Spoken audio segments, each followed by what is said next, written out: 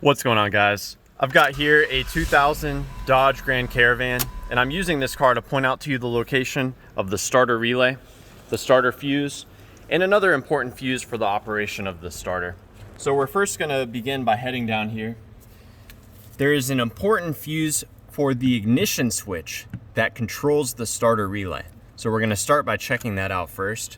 We rotate these two pieces counterclockwise, and this cover will drop down. At this point, we can remove the clear plastic cover that goes over these fuses.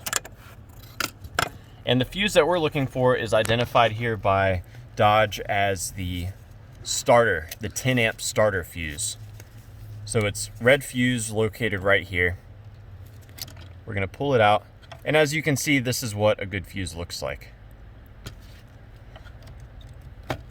That fuse should receive power from the ignition switch whenever the key is turned to the start position.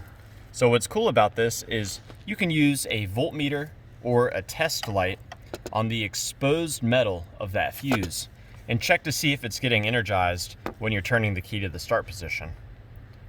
If it's not getting energized, you may have a bad ignition switch. But before we can condemn the ignition switch, we have to check another fuse that's under the hood. This fuse under the hood provides power to both the ignition switch as well as the starter itself. And it's underneath this cover, which we remove by pulling here and lifting upward.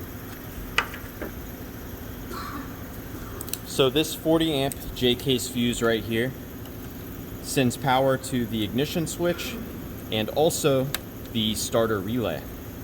And it's also power from this that actually engages the starter itself when that starter relay fires. Now the starter relay is this relay right here. My favorite way to troubleshoot relays is to have an assistant hold the key to the start position while I'm tapping on that relay.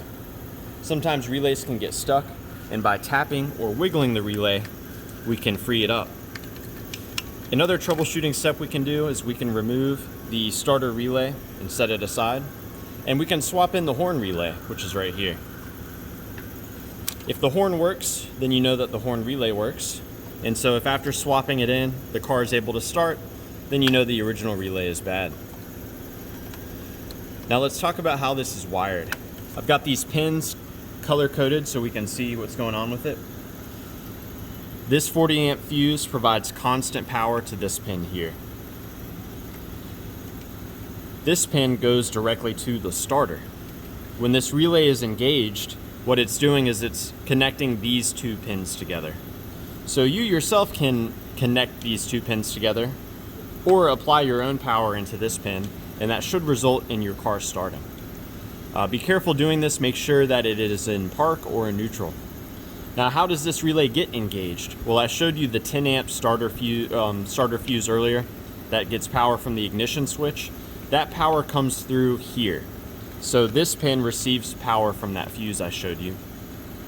This pin receives a ground from the computer. The computer may not provide a ground if it thinks that you are not in park or neutral.